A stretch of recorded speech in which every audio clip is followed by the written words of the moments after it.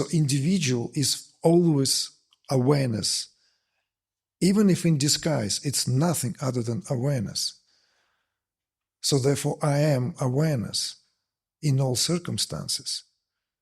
It is unchangeable reality of my own very self. It is not subject to comings and goings. It's the only truth. Every other truth is but an attempt at rendering something and appearing something into something else, which is by definition is not.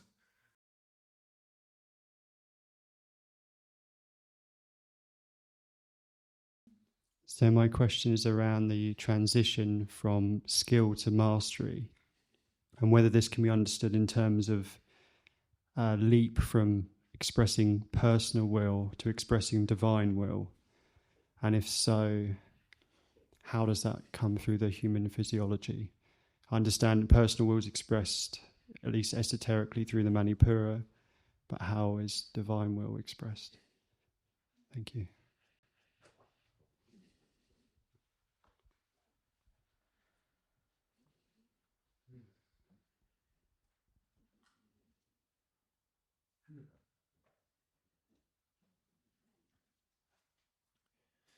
Some time ago, when these questions on will and free will in particular were kind of staple thing of gatherings that I was holding during my travels in the earlier years, there would be always guaranteed someone would ask a question about the existence and non-existence of free will and will per se. It felt as it would be very good to bring the clarity by introducing how will also differs and relates to desire and intent.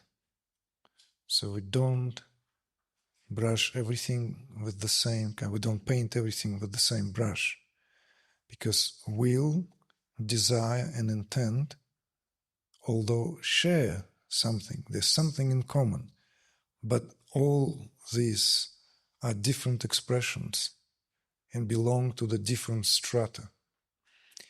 Now, ultimately speaking, it would be inconsistent with the understanding that, let's say, non-dual traditions posit themselves that there can be any individual will, that there can be even any individual desire, because that would mean that there is an autonomy. And of course, this is becoming very quickly mind-boggling in terms of how does it really, how can we make sense out of that? Is it or is it not? And for simplicity's sake, often in discourses like this, reminders are being brought, or analogies, and sometimes quoting people on a topic. And there is this saying attributed to Mahatma Gandhi, who, as we know, was very learned, right? He was a good scholar, and he was a Hindu by definition in terms of his faith and orientation, but he spent time studying scriptures and studying with masters. Thus he was, for example, in the ashram of Paramahamsa Yogananda. In order to extrapolate on the nature of, let's say, how the utmost reality, absolute reality, in relation to what we do here, he simply suggested that when Brahman created this world, right, he just released it into self-administering powers, which is the department of karma. So everything from there on, which is karma bound, belongs to that self-administering part, so that he doesn't get involved. It's a very, very, very Brahmanic, very Vedantic perspective. So Creator has created this universe and then withdrew from involvement, so as not to keep the record of all these deeds and doings. And everything then, simply, everything is settled at that level of self-administering interactions, where cause and effect is what creates this, minute, sum total, whatever that is, how it then presents itself, like how our desires become the driving force for what manifests into our lives, and if we don't fulfill them here, then we would have to fulfill them elsewhere, and so on. It is helpful understanding, in a way, if we are stuck somewhere in terms of our, let's say, inquiries or reflections on this. Simply helpful understanding that, yes, in a way, there is something that untouched by karma, right? Untouched by the cause and effect. There's the ultimate reality, let's say reality and realm of pure consciousness, pure awareness. And at a certain level, for the diversity to move in the way that diversity does, there needs to be some kind of law, and so hence the law of karma. Now, how does this, let's say, translates in terms of these perspectives that are also, not translates, relates rather, where the individual will is considered to be the expression of a certain level of creation. And it would, therefore, not be inconsistent to speak about this, even if we to superimpose this on the model of Trikashayavism, of which you are by now fully aware. So that relationship between, let's say, awareness, the power of self-reflection, right, and the individualized, right, the Shiva Shakti Nara, right, that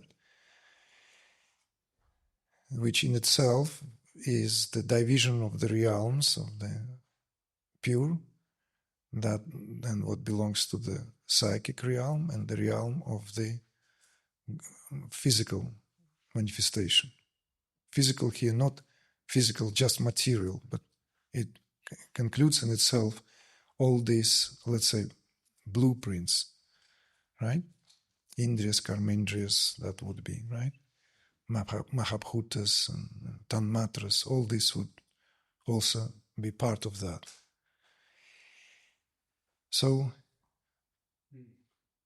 individual will, in a way, if we properly examine this here, is Shiva expresses that pure power of creativity, that absolute svatantriya, in order for the manifestation to take place and carried out, as we have spoken many times, at the expense. This is the sacrifice. It cannot be done, like even Shiva cannot have his cake and eat it too. It applies here. If I want diversity, then I have to limit my oneness. I'm homogeneous, mass of consciousness. In that homogeneity, there is absolutely nothing.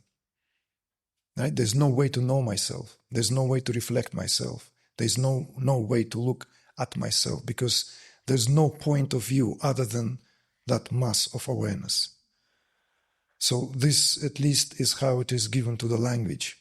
We're giving it to the English language now. And therefore, at each stage, for diversity to go more and more diversified, there would have to be more and more filters. And starting with the grand limitations exemplified by coverings, kanchukas, right? And once these kanchukas are thrown in, the absolute powers are immediately cancelled, right? Something we will draft on perhaps tomorrow for the wider, let's say, audience of our program, so to bring in the newcomers and those perhaps who haven't had the chance to go over this in such, let's say, degree of detail. And this diversification will necessitate the creation of what will appear as an individual will. But obviously, it is like individual will here can only be viewed as every single ripple on the ocean, every single shimmer even, let alone a wave. Every movement on the surface of the ocean has its own, maybe uniquely expressed appearance, and yet it's always one with the ocean. It not appears to itself, it appears to the ocean. It is part of the ocean. It is the ocean. So this is very important, because I will take your inquiry now, if you don't mind, to its logical conclusion, to what this inquiry should lead to. So individual is always awareness. Even if in disguise, it's nothing other than awareness. So therefore, I am awareness in all circumstances. It is unchangeable reality of my own very self. It is not subject to comings and goings. It's the only truth. Every other truth is but an attempt at rendering something and appearing something into something else, which is by definition is not. So, therefore, when we speak about individual will, it's like an actor on a stage, again, assumes the role, and he has to convincingly deliver that role, fully believing that he plays this character authentically. Otherwise, he will not be satisfied, right? He will feel he's not doing his job properly, he or she, whatever. And it will also potentially derail the play. It will not really fly. The production will be sucked. So therefore, everyone does their best, absolute best. So this individually applied will is literally that. It's an act where one knows it's completely part of the script. This is very liberating when we rise to this understanding. It doesn't deprive us there and then from the capacity, ability, or, pun is coming, a willingness to apply will whenever and however it is required. But we know very well that this script plays itself out in accord with how it is meant to be played out. Whereas divine will, it's the revelation of a different kind altogether. Because when we rise to the divine will, it is the rise of our own awareness. It is the expansion of our own awareness beyond all its limitations, beyond all corporal limitations and all boundaries. Even touching that immediately translates into that what divine will here represents. And it does not at all represent what sometimes we may be somewhere hoping on a way up there.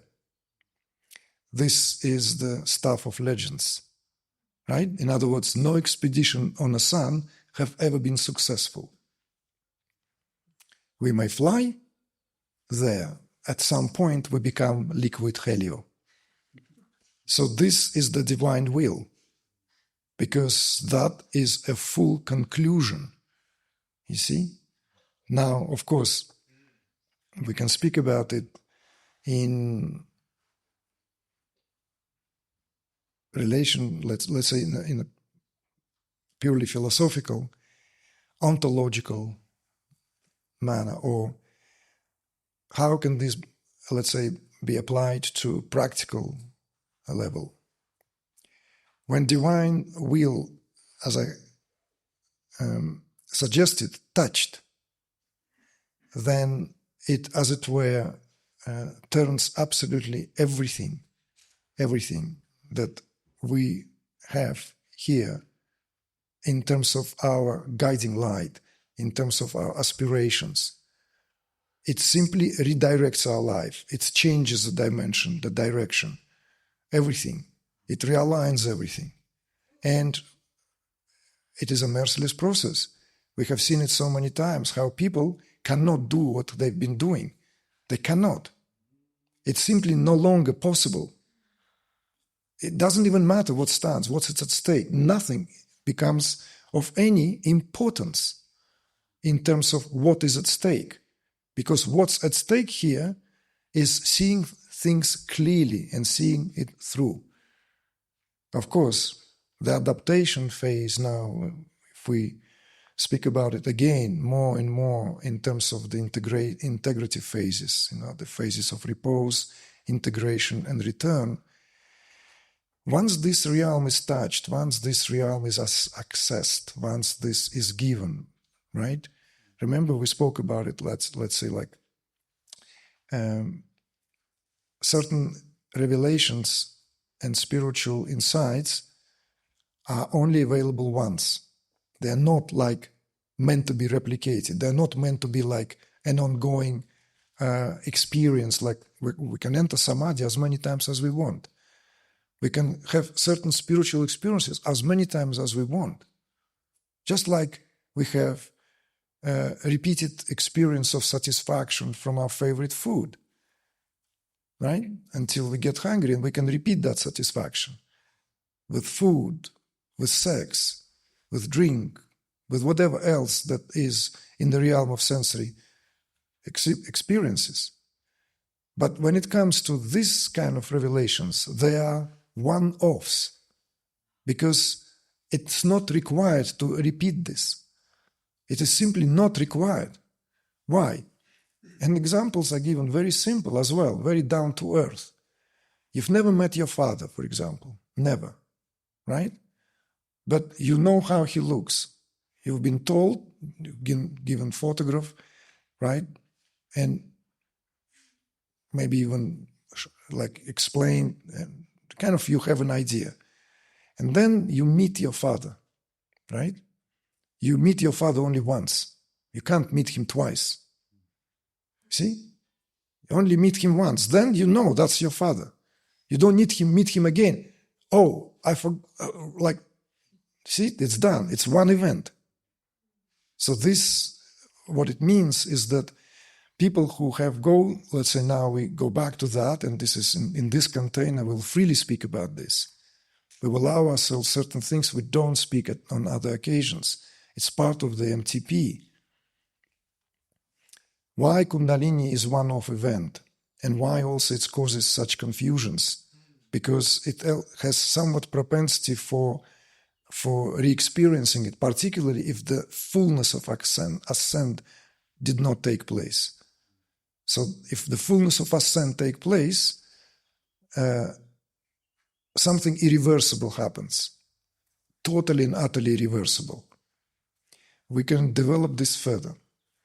But remember us saying that for the rest of our lives, we will live in resonance of that event, because that event leaves that resonance. Every cell in our body knows that that encounter took place. Every cell.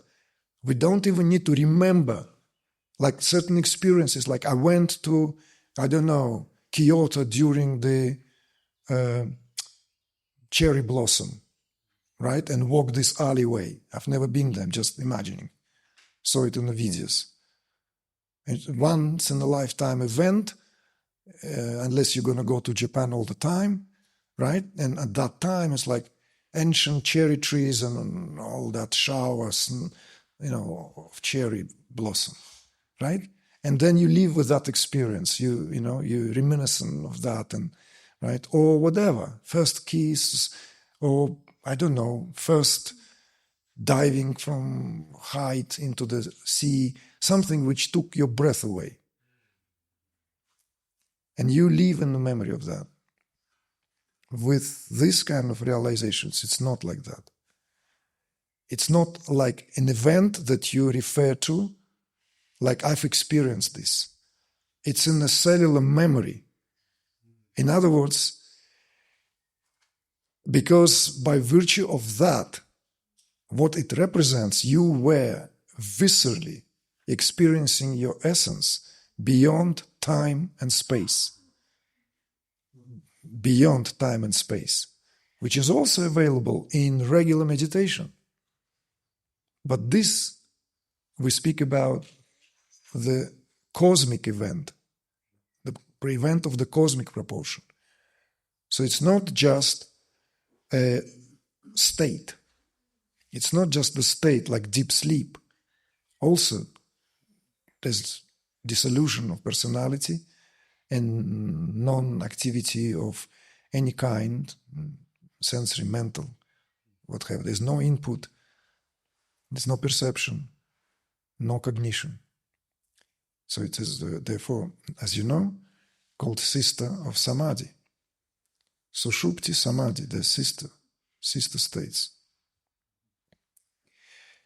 So in samadhi you can go beyond time and space as well. How many of you experience this when you come out of meditation and for a fraction of the moment you realize that you are in this room and facing, for example, this wall or the window? You know that experience, right?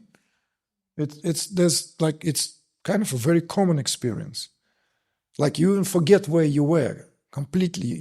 It takes you just like momentary adjustment, like acknowledgement, yes, of space-time here, that room, not another room, right? Because you were gone. But with what we speak of as that, what leaves that resonance, and that resonance is, we bask, in that resonance for the rest of, until the dissolution of this body, until the body would be, as it were, given up. So the will here, this, right, personal will, like with its, where it have potentially its seat, yes, in Manipura. Why? Well, because it's the kind of like seat of the lower mind, right? It's the mind is located in the belly, and there are these suggestions that if the individual will located there, then the universal will, or the, right, this divine will should correspond to the Ajna chakra. See? The command center. And very often that's how it is explained. That's the seat of the absolute will. And not in Sahasrara, not in Brahmarandra. You see? It's still in the center of command. Why not in Brahmarandra or Sahasrara? Because it has gone beyond, right, the level of even first stages of manifestation represented by pure tattvas. So, therefore, that is spoken of as pure bliss consciousness. bliss consciousness, because these are first two tattvas of which we in this tradition speak of as equal. We can speak about them in descending order, but that would be a concession, a limitation, a graphic representation. Shiva, Shakti, right? And then goes Sadashiva, Ishvara, right? Shuddha Vidya. But really, they are Shiva Shakti. The symbol of infinity. Here's a fitting one. Why? Because it's 1 and 2, 2 in 1. Shiva is Shakti, Shakti is Shiva. So that's the proper understanding. That is the beginning, the alpha and omega of all understandings. Where was it just very recently? Was it in Poland or in Mexico? Or was it just not long, maybe even Vienna? Someone asked about, someone brought the inquiry, like Shiva Shakti, the duality of Shiva Shakti. And there and then I had to stop this person and bring that correction. Shiva Shakti is not duality. Shiva Shakti is not duality. That's the whole beauty and the mystery and the hint as well. So Shiva and Shakti, yes, this is where the dynamics, the creative tension of subject and object will gain its provenance. But in themselves, as tattvas, they are forever pure and there's no duality. Shiva Shakti is that in the Kundalini course, scintillating power of, right? Shakti Kundalini, remember? Or Chit Kundalini. So wherever the propensity to merge, in other words, to back into the amorous embraces of Shiva, then it's Para Kundalini. If the propensity is driven by the curiosity of the external, it cascades down as Prana Kundalini. And there we have it, this setting, right now. So, and why is it magical and why is it a hint? Because these dynamics are always intact in every subject-object interaction. See? So,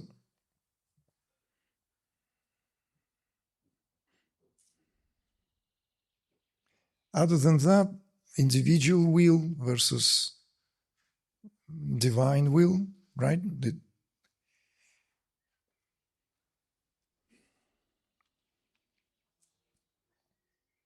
We can entertain the idea that there is an individual will, but only because it's in relation and it comes from the place where this temporal experience eclipses the real state of affairs. And yet, within the individual will, right, the individual will itself contains within itself, in the form of a seed, the potential of the divine will. Otherwise, there'll be no process of self-recognition or self-realization. And this is where it was important to separate wheat from the chaff and speak about intent and desire, so that we have will, what it stands for, then we have intent, intentionality, setting intentions, and desire. See? Will does not have karmic provenance. It doesn't come from previous actions. Desire always does. Desire always comes as a result of something sown as a seed into the fertile ground at the level of the causal until it begins to sprout. And so our body even could be seen, particularly how each body is expressed. And it's a very, very known Indian perspective, that even the physiology of the body, why in the same family, with the same parents, children will look differently and will embody different prakriti, because each one takes the body most suitable for fulfillment of desires. So the body becomes this vehicle in a way. It's calibrated already for particular experiences. See? So if the one really craving to be like a dolphin, he'll have broad shoulders and he'll be a great swimmer, for example. Right? And if one wants to skip and ramp and jump, he maybe will be an NBA player. I don't know. So like a sprinter. Or at least, I don't know, something that requires being on the feet and being on the run. It's just simplifying it, but this, you get the idea, right? So knowing the distinction, it makes it quite clear. So whenever we use the language, maybe we should be aware that if we want to use the term will, it's inappropriate to speak about it in terms of acquisition of something. Anything that belongs to the level of, effectively speaking, merry-go-round. So the will this is not will, it's a whim. So there is a will and there is a whim, and desire and intent. Yes. So therefore, also this is why so many people point out how rarely we exercise our will truly, how rarely we employ the most important asset, because it is the most important asset. Like that most important work of Nietzsche, Will to Power, which was, of course, tampered with by his sister, as we know. It was published after Nietzsche's departure. And we don't know the authenticity. But in the, let's say, if we are to follow the insights and kind of potentially how profoundly Nietzsche could treat certain topics, and clearly this was occupying his attention in the later years of life, throughout entire life. I mean, the question of will is the most important will in all philosophical traditions of the West. It's a fact. The notion of will is like, if you're a philosopher, sooner or later you will be confronted by that, and you have to bring something of your own exposition, otherwise you will not be considered a philosopher. It's like the question. And of course, Nietzsche considered the will to be the utmost, will to power as well, which, as we know, also was bastardized and perplexed and to serve certain agendas. Right? The ideology of a Nazi was built very much on the philosophical ideas of such teachings. And we know that that's unfortunate, because it left this work almost in the shadows for a long time. Even academics would not touch it, because it's like, right, tampered with, polluted, contagious, and not really safe. But it addresses this very important aspect, because without will to power, there's no possibility to rise. And the idea of, what is it called? Uberman, right? The very idea of what populated the comics and all these superhumans, right? And super beings in the deprived of mythology Western culture. The idea of the Uberman took different dimension. But that's what Nietzsche meant. It no doubt had connotations with Oriental understanding. Maybe not to the degree that we would like it. Maybe, I don't know. I'm just throwing it here in a sense that what Nietzsche suggested, and that is the greatest genius of his time, coming up with that. Notion of human is not a fixed notion. Notion of human is a vibration. He didn't use these words. I'm using these tantric words. But Nietzsche did say, who read this in Ecce Homo? Who remembers that? When he exclaims, what is human? What is human being? Isn't it a string from one point of infinity to another? One is the utmost abyss of darkness, and another is pure light. And whenever one finds oneself on that string, see, it's a tantric teaching. It's tantric teaching throughout. So this, whatever we settle on, so he brought to question, challenged the concept of what it means to be human being, whereas there have been a continued, uninterrupted, centuries-long attempts to frame the man in his know your place. Know your place, and for that will cut you in half. And then will cut you like this. And then spend the rest of your life trying to reconcile yourself with the example of the man, right, crucified on a cross. It's agenda. Don't get me started. It's an agenda. You divide human being in compartments, and the holicity is gone. And all the sins and shame, and then we have the enchilada stretched through the centuries. We live in guilt and this and that, and never come to our power. Why? Where is the psychological energy? Where is the psychic energy? It's all expended on this. In order to rise, there needs to be a lot of psychic energy. And all that psychic energy is expended on fighting non-existent entities. So, a word or two on the will.